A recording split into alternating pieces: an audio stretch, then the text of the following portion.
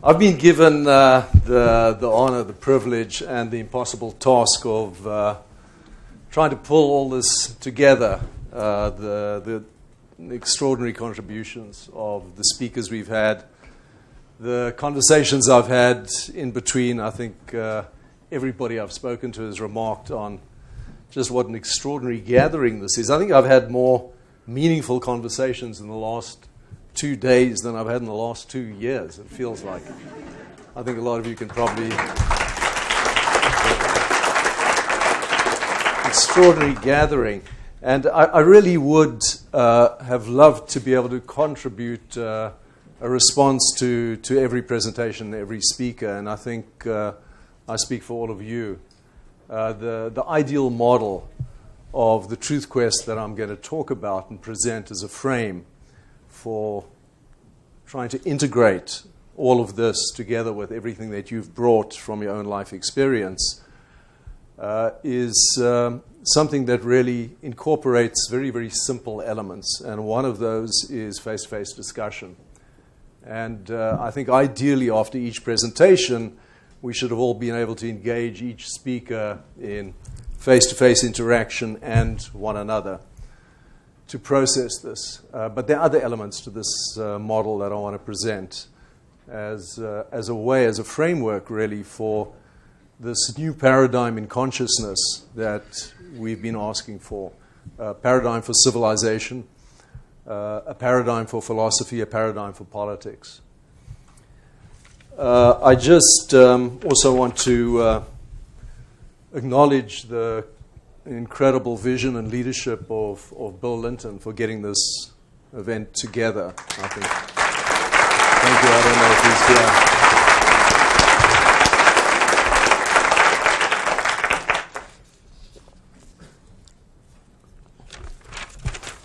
So really what this is a functional political cosmology that is very old and very new. And the starting point is always a sense of crisis for politics.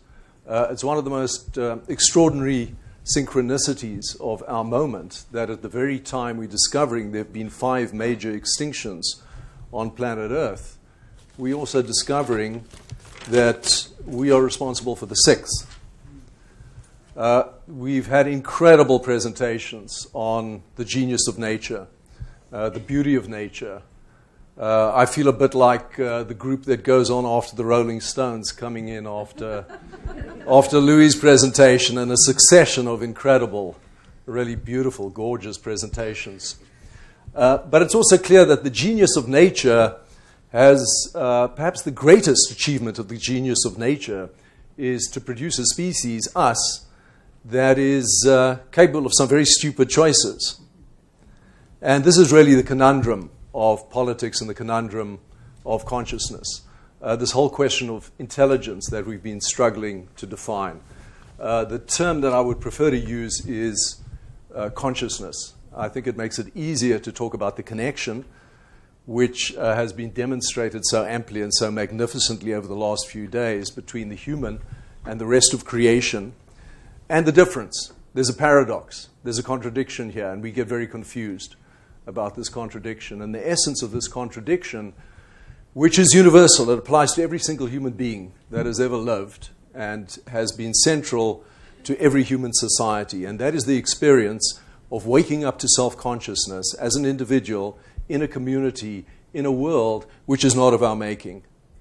There's something that created us, and we experience it through our bodies, through our parents, through our families, through our communities, and through the natural world that produced our species in the first place. And then as we learn more and more and more, we discover that this is part of a process that extends back not 3.8 billion years, but 13.8 billion years, as Willow so beautifully told the story of Brian Swim's functional cosmology. We wake up in a story telling us into being, asking how we should live. This is the defining question for politics. It's the defining question for every individual, really. I mean, we're all trying to live a better life. We all understand that there are problems. We have personal problems, they're collective problems, and these problems are now catastrophic. And so this is something we can't get away from. But we live in a society that has eliminated this question from the central institutions of education and politics. We don't ask the moral question in our highest positions of power and authority.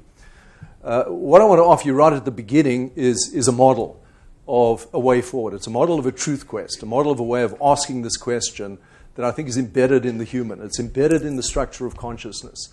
And simply by reflecting on your own consciousness and your own history, you can identify 4 essential minimal components to integrating what does science mean, what is the role of philosophy, what is a functional religion, and what is a better choice in any decision, in any institutional frame that we have. So this is abstract. There's an abstract dimension to this. I'm talking about concepts that are answers to deep questions, but I want to try and make it intelligible through images. And I wish I could have Louis' images to decorate these concepts, because I think these concepts in themselves have a beauty and an elegance. And in combination, they are so much more meaningful and beautiful and elegant than they are individually. So let me throw them up first, and then I'll try and get the talk to recapitulate or demonstrate how they function together. We start from where we are. We wake up in a world of wilderness. This is obvious, indisputable. It's a world that didn't create us. It's natural. We're part of this natural world in a wild cosmos. So one of the elements is the relationship to wilderness. This is represented in a mandala, which everybody I'm sure is familiar with, one of the oldest images of wholeness broken.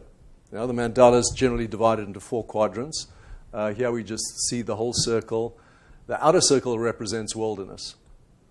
We also wake up searching with our lives. Everything we know, everything any philosopher has known, all Einstein's wisdom was refracted through his story, through his personal experience. The same applies to any political philosopher. All the philosophers from the 18th century who created our worldview, the foundation, the philosophical and cosmological foundation of industrial capitalism, representational democracy, our constitutional form of government, were responding to a sense of crisis that was relevant in the 18th century and developed their major works in philosophy: Hobbes, Locke, Adam Smith. I'm sure everybody's heard the names of these philosophers. To read them today is depressing and boring. They're very difficult to read, and they don't seem to speak to our deepest experiences and our deepest problems. Nevertheless, we live under institutions that were created by these individuals. So it's very important when reading philosophy and when studying science to try and understand why this particular individual is focusing on these questions using these arguments. And that always comes through the life of the individual. Everybody has something to say in this question about life. What is the good life? Because in dealing with the good life, we're dealing with all of human society. And human society is composed of individuals, every single one of which is different.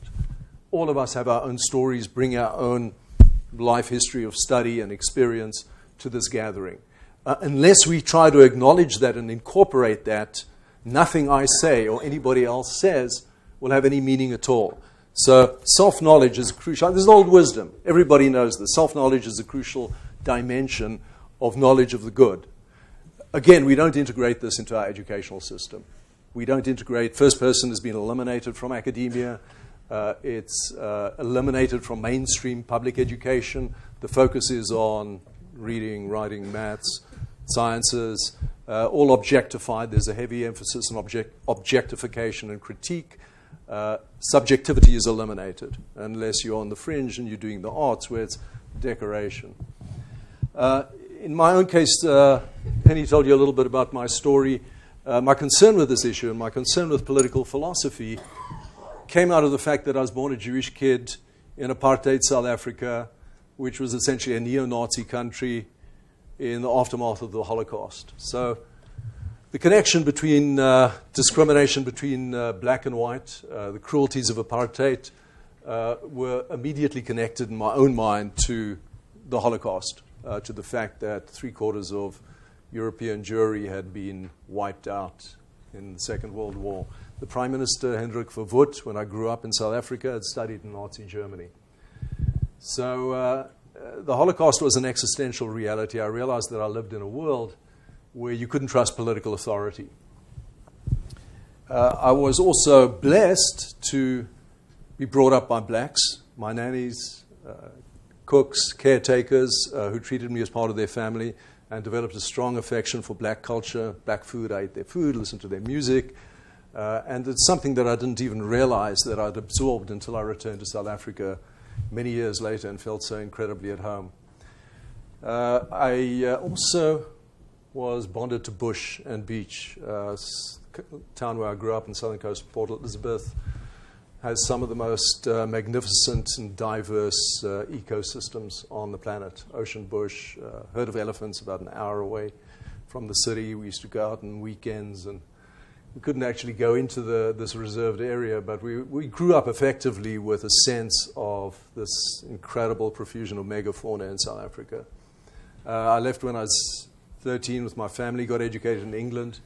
First degree was in the sciences, medicine, history and philosophy of science at Cambridge. I got an excellent science education. I was very blessed. And I was introduced to this whole evolutionary paradigm in the work of Teilhard de Chardin, which I later rediscovered through Brian Swim at a very early age. And it was revelatory for me to understand how everything was connected in this single evolving process.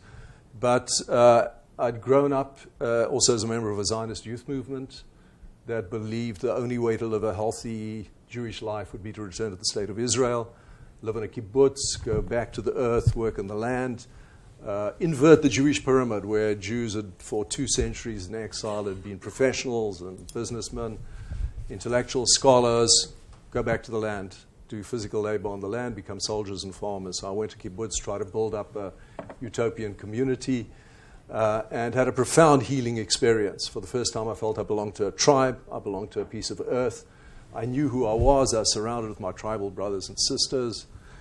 Volunteered for the military, served in a paratrooper unit, went through a near-death experience in the 73 war, which was a wake-up to many things. I don't want to go into too many details. If you want to read details of my own pathway to philosophy, I write about it in my book. But I discovered essentially that Palestinians were also indigenous, kind of an obvious fact that Zionism had conveniently neglected. And so I was presented with another profound contradiction. Went back to university asking the big questions. What is it all about? What is a good way to live? How do we construct a just and good society? How should I live? It was a personal question. I was given an opportunity to go to the University of Hawaii. Met one of the more creative political philosophers, probably the most creative political philosopher in modern times, and had an opportunity in Hawaii, which was equidistant, really, from all centers of power. It's in the middle of the Pacific, surrounded by thousands of miles of ocean, to try and put it all together. Plus, I had access to wilderness in the most beautiful, comfortable climate on the planet. So it was a perfect opportunity to reflect on South Africa, Israel, my origins, and the whole global situation.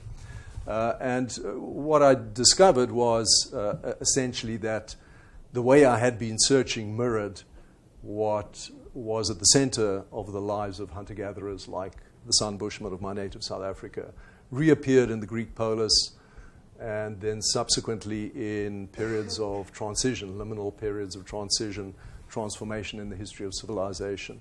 One of the elements was searching with your life, what Jung calls individuation. The more experience of life you have, clearly the more you know about life. The more you think about it, the more you understand yourself, the more you can understand your world. To know the world, you must know yourself. To know yourself, you must know the world. Simple. But also through face-to-face discussion. Whatever I understand is part of a community, right? My worldview is always going to be limited and informed by my experiences. So I've got special insights by virtue of being born in South Africa, access to wilderness, science education, etc., but it's not yours. And you constitute part of my puzzle in trying to understand what life is. We can't really benefit from each other, or we benefit to the extent that we can be honest with each other and trust each other. And again, I want to give all credit to Bill and his incredible tribe, remarkable tribe of helpers over here, for creating an environment where I've had some extraordinarily honest discussions and benefited enormously. I would have liked to have had several weeks just to have discussions with everybody here, but it's logistically impossible. And then, of course, we've got to weave it all together. It's no good having endless discussion. Discussion is the moment in academia where you take things apart. It emphasizes critique, deconstruction. But there's an element in argument, in discussion, which does the opposite. It weaves it all together again into a big picture. Otherwise, it doesn't mean anything. And what the truth quest requires is that when we participate in discussion, our intention is clear. Our intention is to find the best possible collective understanding for the greatest good, the good of the whole. And to do that, you've got to keep reconstructing everything into a big picture. So this big picture includes your story, the story of your community, the last 10,000 years of the history of civilization, the last 3.8 billion years of the history of life, and the last 13.8 billion years of the history of evolution. And it is constantly growing. We have to be open. No political philosophy is ever adequate. As soon as it's been formulated and printed, it needs to be revised by getting the input and the thought and the feedback of everybody else. This is really the primal truth quest. It's very simple, in essence. Everybody does it to some extent. Individuate, reflect on yourself in face-to-face discussion, and getting truth to the degree that you have honest relationships, loving relationships with people around you, people who will talk truth to you in a loving way that will help you grow. But, of course, what they say to you is not necessarily true. It's their experience of you, and you have your experience of them, which is why face-to-face discussion has to be a central part of any educational program. Okay, so what I want to do is just try and give you my big picture through a few image icons. You know, I couldn't possibly compete with some of the incredible images we've had already, but what I want you to try and do as I go through this very quickly is to think back at the presentations that you've had and the images that you've had and try and pull them together and then weave them into this mandala structure, which I want to reflect on at the end of the talk and say a few things about as a tool that we can apply in our own lives, in our own work, in any institutional setting that we find ourselves with other human beings, and go through this transformation that is absolutely critical and will probably be, in my estimation, the most significant transformation humanity has been through certainly since the Neolithic, since human beings moved from hunting-gathering society into agricultural. And my intuition is that it'll be even greater, that it has to be even greater.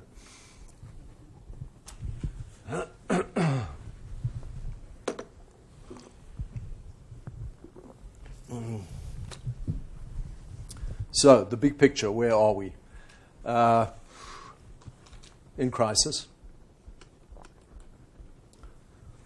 On a planet that is about, just give you some images to reconnect with what Willow was saying, 1 million times smaller than the sun. The sun is our nearest star. There's an unusual image. Interesting. Piece of nothing. This gives us a window into the deeper space. Our largest, most powerful optical telescope was the Hubble. 350 miles above the Earth, trained its telescope on a piece of empty sky, black patch in the sky. In between the thousands of suns that we can see when we look up at the Milky Way, which are only a tiny fraction of the 200 billion suns that we have in the Milky Way. It trained it on this piece of nothing, absolutely nothing, for 11 days in 2003 and 2004. And then again in 2012, focused on the same patch of sky, about a tenth the size of the full moon. And what was revealed was one of the most humbling and astounding images that we've ever been able to see. That black patch turned into 10,000 galaxies. Every blip, every spot of light is not a star, not a sun, but is a galaxy with hundreds of billions of suns. Now, none of this is going to mean anything unless we can try and extrapolate back. A galaxy, 100 million suns, 100 billion suns, excuse me. Yeah. Our sun, 1 million times bigger than the Earth, the source of all life and light on Earth. Let's see. Galaxies. They are so far away that we are actually looking back in time, 13 billion years ago. This is what those galaxies looked like when the universe was 800,000 years old. So we don't know what they look like now. because the light will only reach us in another 13 billion years. We're part of an event. We're part of this incredible event. 13.8 billion years ago, the universe burst into being in this incredible explosion of light and energy, and has been expanding and cooling and growing and complexifying ever since. If you can believe this, you can believe just about anything. It's a limiting case of credulity. And yet our best science tells us this is the most important fact about human existence, about our existence, about the existence of anything. We ignore it. It has absolutely no impact or presence in our educational system and in our personal lives and in our politics in general. We've got to try and integrate this reality because it has fundamental implications for our understanding of consciousness and the predicament that we're in now. There's the image again. Let's bring it closer to home. Let's look at the last 4.6 billion years. The history of life on Earth. The Earth itself, evolution has been going on Earth not for 3.8 billion years, but for 4.6 billion years.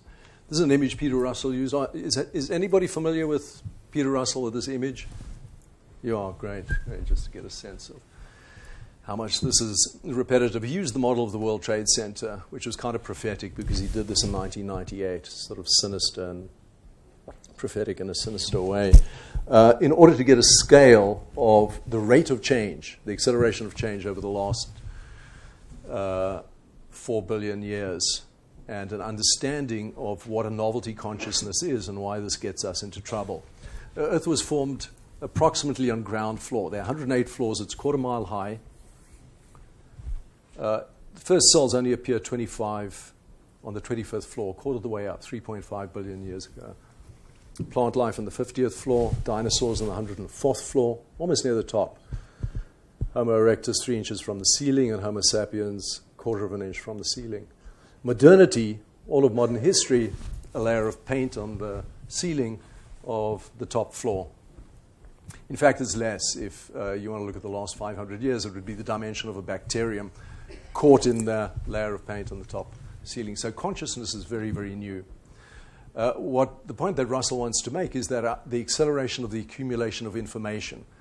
But it's not only information, complexity as well. Complexity of structure and consciousness is exponential. If you were to plot it as a graph, the graph would look like that, with the point where we are at now becoming a straight line.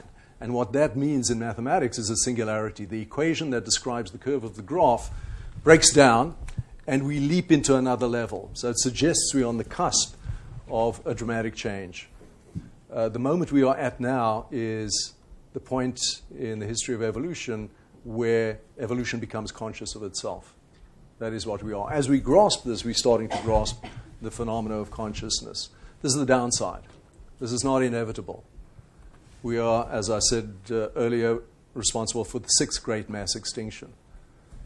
Ordovician, Devonian, Permian was probably the greatest, then the Triassic, the Cretaceous, which has been mentioned before, and we are entering the Anthropocene, which is an era marked, as we've talked about before, by the destructive impact of humanity on the natural world. It's 100 times the background rate of extinction is taking place, at the very least. Figures from E.O. Wilson and updated. 27,000 species a year being exterminated, 74 a day. By the time I finish this talk, another 3 species will have gone. This is unprecedented. We know this. We know we are doing this. It's a matter of consciousness and choice. This is one example I use. I don't know, it's perhaps a bit redundant, just to try and allow you to feel what this is. Tuna, North Atlantic tuna, bluefin tuna, highest grade sashimi, apex predator in the ocean, up to 400 pounds. Monsters can go up to 900 pounds. Most of it is sold to the Japanese sashimi market, about 80% of all bluefin tuna. Incredible creatures, warm-blooded. The International Commission for the Conservation of Atlantic Tuna put a limit on catch, commissioned their scientists in 2007 to determine what a sustainable catch would be. Their scientists said no more than 10,000 tons of tuna should be caught that year. 15,000 would be keep stocks at current level, but would not replenish stocks. The Commission ignored their own scientists and set the limits at 29,000 tons. And the actual catch for that year was something like 60,000 tons. The scientists estimated that it would be about 1/3 of the total number of bluefin tuna in the oceans. Mitsubishi, not known as a fishing company, bought about 60% of that catch that year and is stockpiling tens of thousands of tons of bluefin tuna. No doubt, I'm just guessing here, anticipating when bluefin tuna goes extinct, they will make an enormous amount of money. One fish went for $1.8 million, a single fish, one monster fish in 2013. My point now is not to castigate Mitsubishi, but simply point out Mitsubishi's being a responsible corporation according to Milton Friedman and the old model of our economic system where the social responsibility of business is to maximize its profits. And the function of government is minimal regulation, allowing the magic of the marketplace to work, converting the combined selfish interests of individuals trying to maximize their material self-interest into the collective good. We've left the question of the truth quest up to impersonal mechanisms, the invisible hand of the market in economics, minimal government in our form of checks and balances, and separation of power. So our educational system doesn't require everybody, every kid, to consider themselves as in part responsible for the good of the whole. This is the upside. 1950, 2,600% increase in global wealth between 1990 and 1997. Total wealth from the beginning of civilization until 1950. In other words, in one decade, the total accumulated wealth from the beginning of civilization until 1950 was produced in one decade.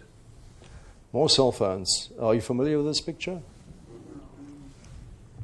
It's a photograph by Chris Jordan in a series called Running the Numbers. It's actually 10 foot by 8 foot. There's the full panel.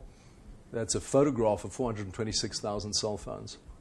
Number of cell phones junked every day in the United States. This was done in 2007. It's a wonderful series. Really recommend it. It's a way of trying to feel what I'm talking about. But I want to move on. Okay, this is the predicament that we're facing. Incredible wealth, incredible poverty, billion hungry, 3 million children die of hunger through malnutrition, at least 78 million people added every year to the Earth's population. 85 of the richest individuals receive income equal to the bottom 3.5 billion human beings. This is the outcome of our collective wisdom. So clearly, consciousness concerned with the good of the whole is not driving our collective impact on the planet. Brings us back to the fundamental question, and now I want to rebuild this model of what it is to be human and what is human consciousness. 3 revolutions in human ways of being, hunter-gatherers, emerged really 200,000 years ago. But if we represent it as 120,000 years, you can see how brief industrial civilization is. It doesn't really appear as a line. Agricultural civilization has been around for 10,000 years. And the question is, what is the 4th revolution? Catastrophe, collapse into chaos, or a leap into another level of being human? In order to answer this question, you've really got to recapitulate the story, and in so doing, you can understand one element of this new vision, this new model of the truth quest, and that is the big picture. So this is my quick big picture. How are we doing for time? Human beings came out of southern Africa. The coastline of southern Africa is actually where we found the first signs of modern human consciousness. Arrows mark 3 key points. It's very much the Garden of Eden, one of the richest biomes on the planet. The richest fisheries, 2 oceans meet at Cape Point. On the right, you've got the warm Indian Ocean coming down from the equator. On the left, you've got the cold Atlantic coming up from Antarctica, the cold currents bringing up nutrients, attracting whales, great whites, seals, penguins, and an incredibly rich fishery. The bush is the biome, fynbos. Flowering bush is one of the most diverse biomes on the planet, 8,600 flowering species, of which 5,800 are endemic. If you compare it to the British Isles, for example, an area 3 times the size of this coastal bush, it has 1,500 species of flowering plants, of which 20 are endemic. So, veritable Garden of Eden. Full complement of big game, right down to the coast. Generally, coast is where a lot of wilderness has been cleared. People love living by the coast.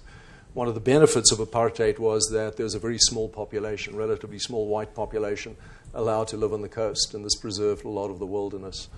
One of the tragic but beneficial side effects of apartheid. Elephants, this is the herd that I grew up with.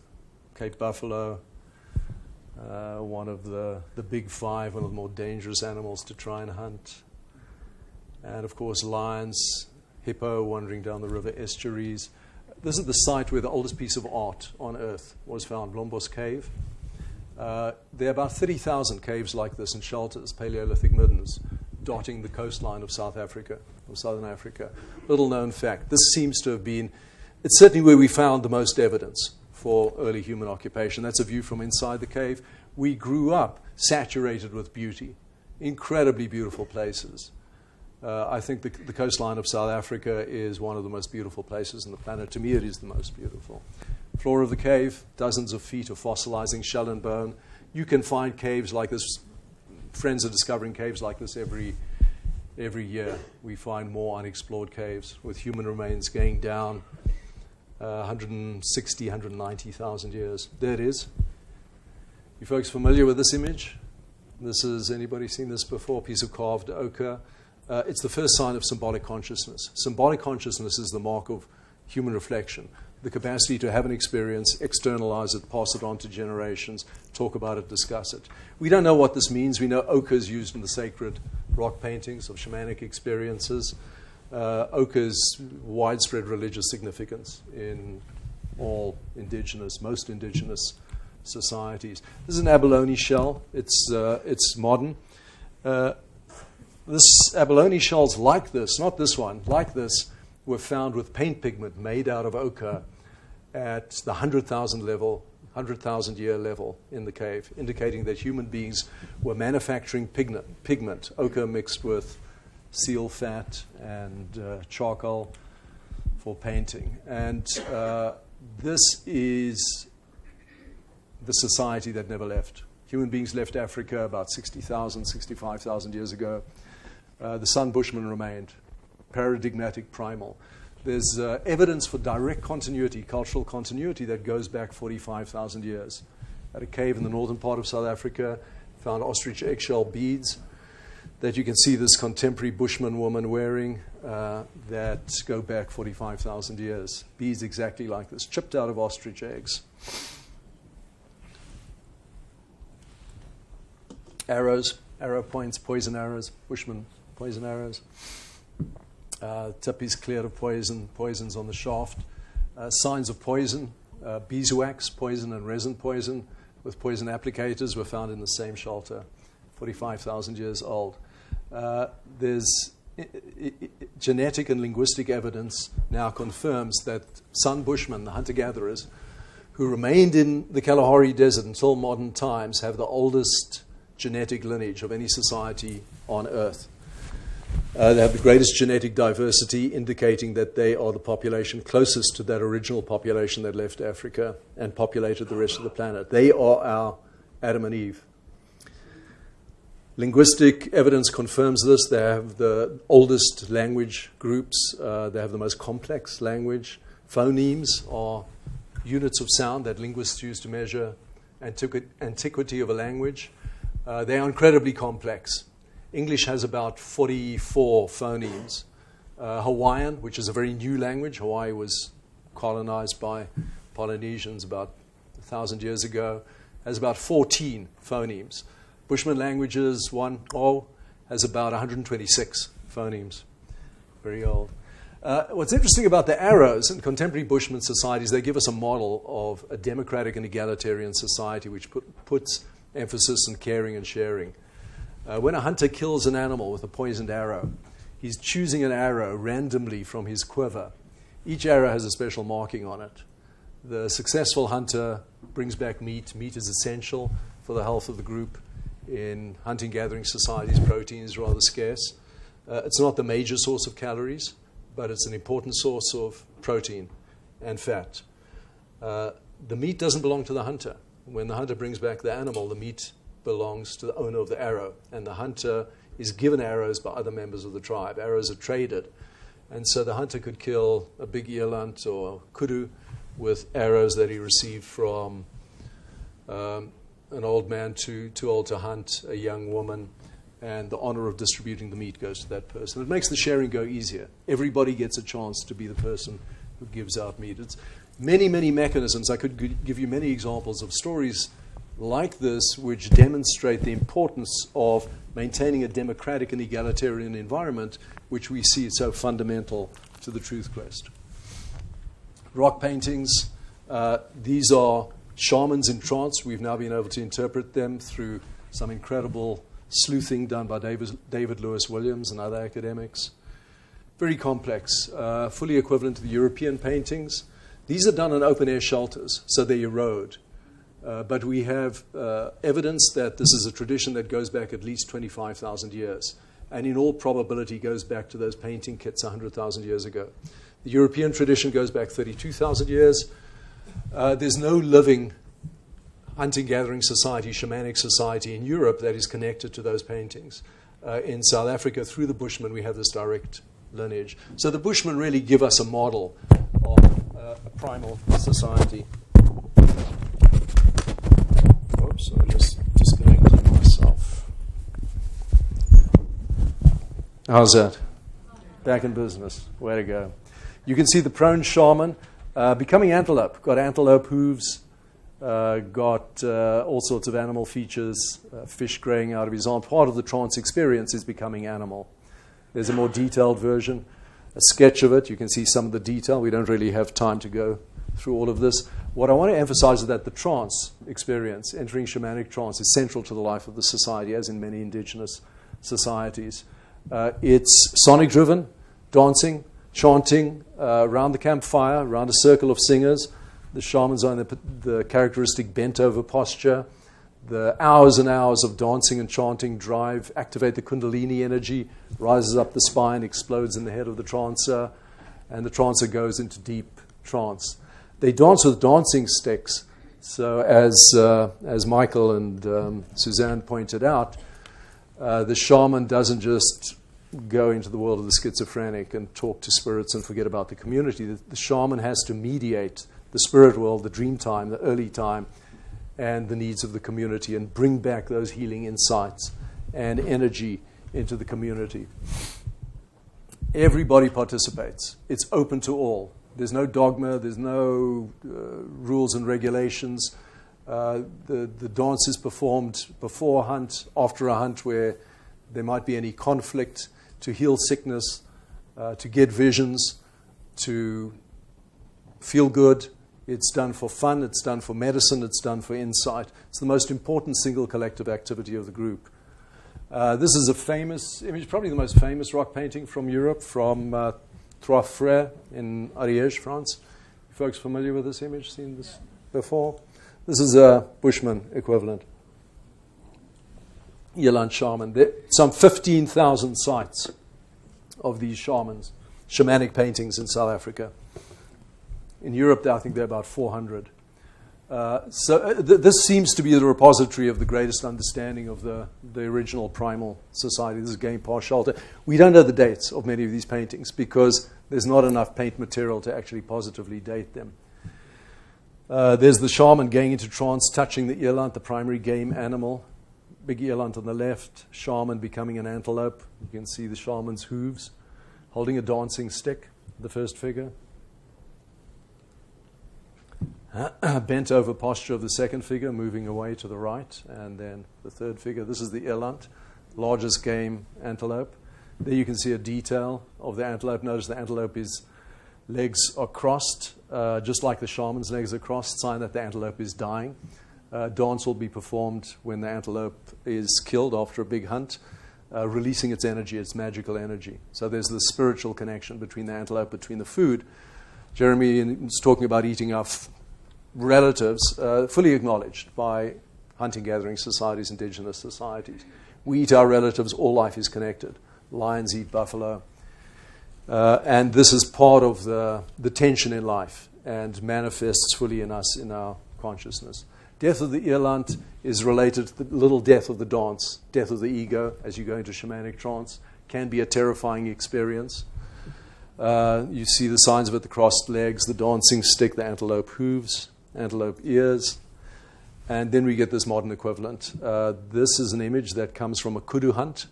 It's one of the more regal of the African antelope. It's a film that was made by two friends of mine, Craig and Damon Foster. It's called The Great Dance, and it documents an event that was thought to be apocryphal, the running hunt, where when poison's not available, in the middle of summer, hunters can attempt to run down an antelope. This film was made in 2000 with the last of the nomadic sun hunter-gatherers. 4 hunters set out, they spot a kudu, they spot a herd of kudu, give chase, and run after the kudu. One hunter remains after 4 hours of running, 110-degree heat in the middle of summer, barefoot, in the desert. And the kudu, there's the hunter, towards the end of the hunt. And then the hunter seems to control the kudu. The kudu suddenly stops, gives itself up to his spear. There's an incredible image of the kudu standing right in front of him. The hunter spears the kudu, and then afterwards pours sand, sprinkles sand on the body of the animal, and describes an experience of full shamanic trance. He says it this way: when you're dancing, when you're tracking, your body is happy. Tracking is like dancing. You're talking with God when you're doing these things. And describes in the trance state how he becomes kudu, how he feels kudu's strength leaving her, he feels the blood boiling, he feels his legs getting stronger, and that experience is equated with God. How do they define God? We've got all sorts of problems with our various definitions of God. Let me give you a Bushman definition of God. It's a religion, of course, from a society without literature, without dogma, without creed. It's a religion based on direct experience. And this is where I think we have to go back to in reconstructing a notion of a functional religion for a planetary civilization. The one Bushman hunter put it this way. He said, when you first acknowledge the presence of a tiny bird, a thin thread is formed connecting you to the bird. Every time you see that bird, the thread gets thicker until it becomes a rope. When there are many ropes to many birds and many animals and many people, then the rope to God is formed. The material that the rope is made out of is love. Very simple equation.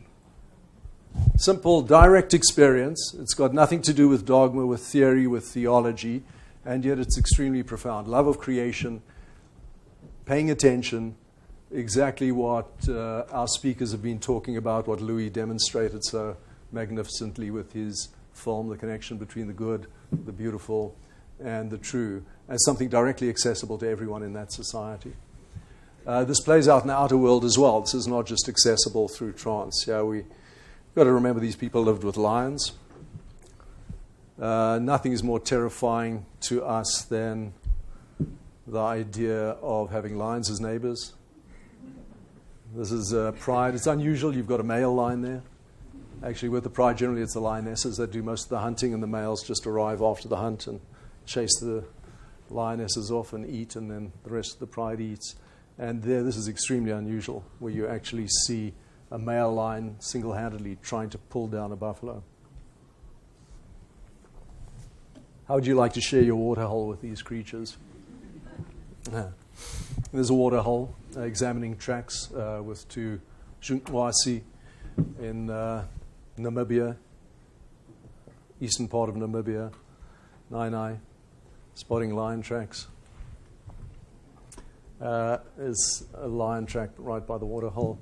Elizabeth Marshall, whose family lived with the Bushmen for many decades, tells stories of a truce between lions and Bushmen. Sharing the same waterhole, the lions would come down at night, the people would drink during the day, not bothering each other. Lions were never hunted. Bushman's spear and arrow would be useless against a lion, would just enrage a lion. The lion seemed equally fascinated by human beings. This is the most amazing thing. And you get many stories like this from indigenous people. One night the marshals arrived late at camp. They didn't put up a tent, put up their sleeping bags about 50 yards away from the Bushman camp. They were exhausted, they fell asleep. And through the night they vaguely heard sounds of shouting, paid no attention. In the morning when they woke up, they found lion prints. A group of lions had walked through the camp, walked past them, walked up to the head of each person and sniffed their head and moved on. There's a lion print in the sand. She tells another story of, this is actually filmed by Brother John Marshall, one of the documentarians of Bushman life. Bushman out in a hunt, chasing a wounded wildebeest. They find the wildebeest surrounded by an unusually large pride of lions, about 30 lions. The Bushman took in the situation and slowly advanced on the group, speaking firmly but respectfully to the lions, telling them that the wildebeest was people's meat and they must leave it alone. The lions rumbled unpleasantly. Some backed away and moved into a screed of bushes behind the wildebeest. Others continued to hold their ground. The Bushman advanced firmly, speaking to them respectfully, and the rest of the lions gradually backed away, still growling, moving behind the bushes. The Bushman threw clumps of earth at the ones that remained out in the open and surrounded the wildebeest with the lions growling and pacing restlessly behind the bushes, and then killed the wildebeest, skinned it, butchered it, leaving nothing but the cud for the pride to deal with. Extraordinary, but an indication that there was a complex relationship between animals. The point is really that inner and outer are in balance in Bushman society. The shamanic trance world is an inner wilderness that helps us live in balance with the outer wilderness. And it's this ability to cross back and forth that keeps the society in balance with the world. And this is represented conceptually. Here we come back to the structure of the quest. In Bushman society, we have everyone in touch with all the basic human experiences in face-to-face Socratic discussion, in a democratic community weaving together a big picture. It's a community which is communitarian, democratic, and spiritual. In a way, it's like the Greek polis. Small scale, self-sufficient, decentralized, an economy of Zen affluence based on caring and sharing, where everybody has an opportunity to participate in all aspects of society. Everyone, in a way, is author and agent of their own worldview. What this constitutes is a meta-paradigm for politics. It's in Bushman society, everybody is effectively a Socrates. Everyone is effectively a John Locke. There's no hierarchy. Men and women participate in decision-making. It's consensus decision-making. Everybody is in touch with all the aspects of productive labor, food gathering, healing, medicine, politics. Everybody's in touch with wilderness and the cosmos. Modern examples. When you look at someone like Nelson Mandela, you can see that all these elements are active in the incredible work that he did. Highly individuated human being, in touch, grew up in the bush, grew up in the Transkei, cattle herder, went on to become a lawyer, freedom fighter, prisoner, and then president. Mandela's method was very, very powerful. It was essentially the primal truth quest. When he was in jail and absolutely powerless, requested meetings with the Minister of Justice, Jimmy Kruger, and when he confronted Jimmy Kruger, who was effectively his jailer, spoke to him in Afrikaans, the hated language of apartheid. School kids were rioting so that they wouldn't have to study Afrikaans. And here Mandela was insisting on speaking to his enemy, the person who has effectively put him in jail, in Afrikaans, making his case by reciting the history of Afrikaner freedom fighters who had refused to participate in the fight on the Allies' side. And that actually Roby Liberbrand and Christian de Wet had actually started revolutions in South Africa against South Africa siding with the Allies, sympathizing with the Germans. Jimmy Kruger was enormously moved by the fact that Mandela seemed to understand the Afrikaans experience. Mandela was himself being transformed by internalizing the opposite, the enemy and psychology of the Afrikaner. What this did was to provide a model. It provided a bigger picture in which the Afrikaner's experience and the black experience were integrated into a larger vision of an Africa, South Africa, for both black and white. We have another example from Bhutan, where the king of Bhutan, this is the young king, Jigme Wangchuck II, and his young bride, took over the leadership of the country recently, is working to fulfill his father's vision of decentralizing power, of dissolving the monarchy, creating a democratic country where power is decentralized. Education is pursued in conjunction with decentralization. So you've got the magic formula of the Primal band: decentralization, democratization, education, and then sustainability. A sustainable economy that'll preserve wilderness. You have all the four elements of the quest in balance. Now, what I want to suggest for us, taking this forward, is that when you put all these elements together, you can see that we have a model for integrating all our knowledge, our personal knowledge, in face-to-face discussion with people who are always going to be different from us. Every encounter will allow us to enlarge our big picture as you move around the mandala. And all of this is fueled by the fire at the center. The campfire at the center or the Bushman camp is the catalyst for consciousness. This seems to be the beginning of language, the beginning of art, the beginning of religion and politics. And it is our possibility now to make this structure self-conscious.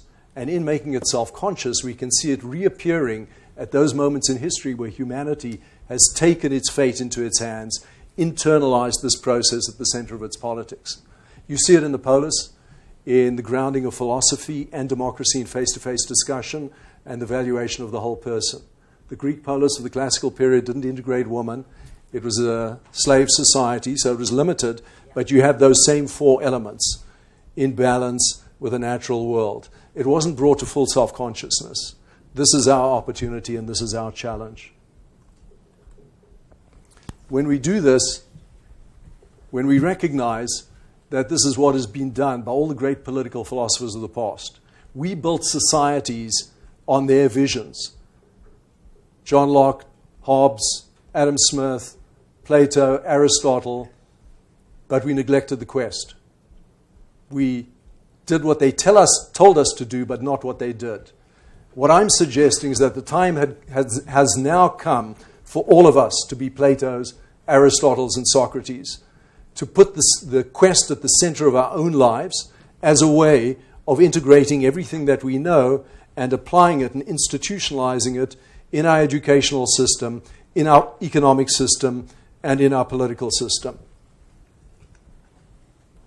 And when we do this, we go through collectively this transformation that is so absolutely urgent at this moment in time. Thank you.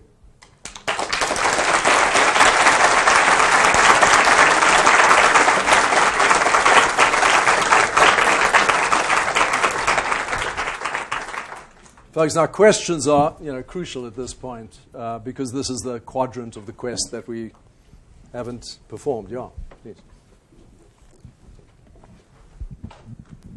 I may not have been paying enough attention, but I don't know where on your quadrant the question of institutionalization is. It seems to me I understood self-actualization, face-to-face contact. The third quadrant is consensus-making democracy. The fourth one, I'm not sure what it is. Is that where institutions belong in this quadrant? Picture. It's the big That's picture. just the big picture. Right. So where is institutionalization? Institutionalization is the application of this to whatever your institution is. In education, you make all these elements a crucial part of the curriculum. So for example, in the city, what example would you like me to use? We can do it at the individual level. No, I understand what you're talking about because I used to teach in the Women's Studies program here at the UW. And I really, truly believe that this wave of the women's movement has done something which didn't happen before, which is institutionalize itself so that the wisdom of this wave will not get lost. Right. And I think you're right when you start talking about educational institutions as one of the ways to go. But I just thought maybe I didn't understand. Well, this is a model for consciousness. It's a model for a way of thinking about any practical issue. So if you for example, in a city, Porto Alegre was an attempt to institutionalize this, but not self-consciously. When Porto Alegre decided to democratize the budgeting process, it empowered the Truth Quest. It created little citizen councils where individuals got together, groups of about, I can't remember the exact number, 200 to 300, to debate the budgeting priorities for the city. The budget was given to the citizens, 50,000 citizens, a budget of 200 million, not very much. The groups would discuss, they'd be given the basic information about how budgeting worked, and then their priorities would be sent on to the city council. The council did not have the authority to change any of the elements. They would just reconcile what they got from the various other committees. What this was doing was institutionalizing one element, two elements. It was democratizing the whole process of deciding what is the good. It was bringing people into this. It was creating a forum for face-to-face discussion. So every institution that exists now, every single one, from the corporation to the classrooms that if you're teaching or if you're running a private business or whatever it is, to the degree that you integrate the quest, it becomes part of a new culture. And so how you integrate the quest is different in every situation. You've got to be specific. In my book, in the final chapter, there are a bunch of examples. In the individual, Nelson Mandela is one example of many. In the nation, Bhutan is a great example because happiness is suddenly there and it's attached to democratization, face-to-face discussion, all those other elements. The epistemology is not made explicit. This is an epistemology. This is a theory of knowledge. It's an ontology. It's a theory of consciousness. And when that happens, it becomes easier to teach it. It's really hard doing it in 3/4 of an hour and giving a big picture at the same time. Does that answer? Yes, thank you. Sure. Yeah. Oh, sorry. Excuse me. Any comments on the Gods Must Be Crazy film? I hated it. I like the first 5 minutes, where you see those authentic Bushmen, they Jutwasi from Nainai. I thought the story was stupid. I thought it was insulting. It was made by South African Jamie Ace. I was a little bit shocked. This was at the time that Bushmen were being conscripted into the South African Defence Forces to fight against SWAPO. They had been conscripted as trackers. There was no mention of the politics at the time. The culture was being destroyed. They were being settled into Chumkwi.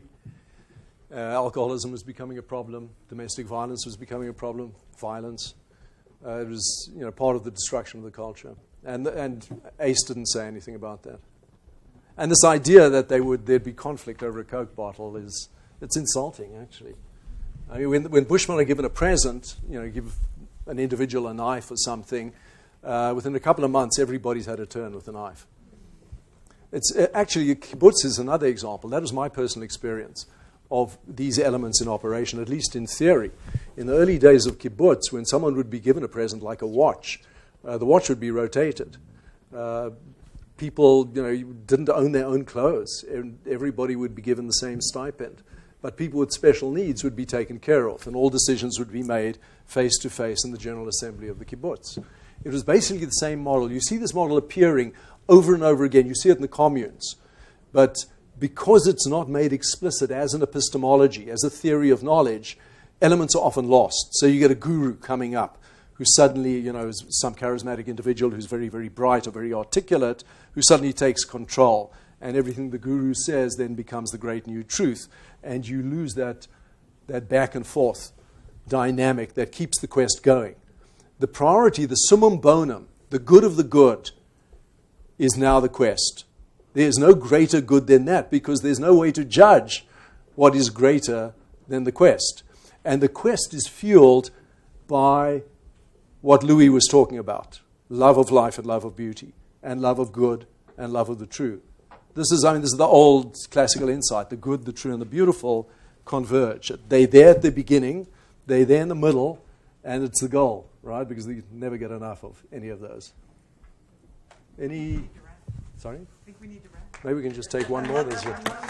I've got some city planners over here. Are you guys here who are trying to implement some of this stuff? Do you have one more? Where? Oh, there we are. Yeah. Sorry, so thank you. So my question is around scale.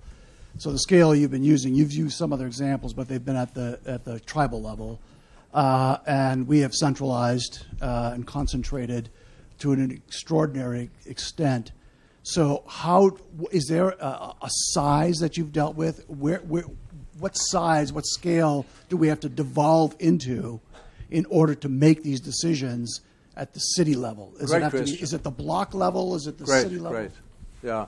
Great. I mean, the optimum size for a face-to-face discussion seems to be about 20 or 30, to get everybody involved. I mean, that's a magic number of the hunting-gathering group, but that's in part determined by the holding capacity of the land.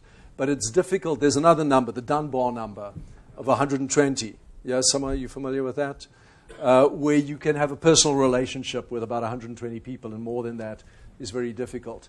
But at the same time, we have to have other relationships with cities, with groups of 300, with groups of a couple of million, and with the species as well. So you can't get all these elements operating in optimum. So what you've got to do, the formula is devolve as much as possible. Because ultimately we're devolving to the single individual, right? Individuation. Ultimately this has to come back to each individual's processing of all of this in your own life, in your own relationships. And then you've got your family, and then there's this little nuclear community, the extended tribe, the tribal unit. And as much as possible you give autonomy and freedom to inquire and freedom to make decisions down.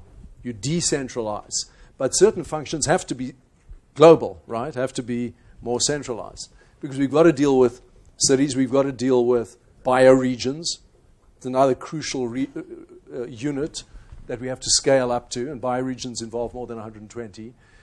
And we've got to deal with continents, countries, and the planet as a whole. So we're not going to escape our global scale. But the philosophy guiding every single unit has to be different. It has to be inverted. We've been centralizing everything, concentrating power. 85 individuals have the same amount of wealth as 3.5 billion. It's not conducive to truth, amongst other things. It's not conducive to survival on Earth.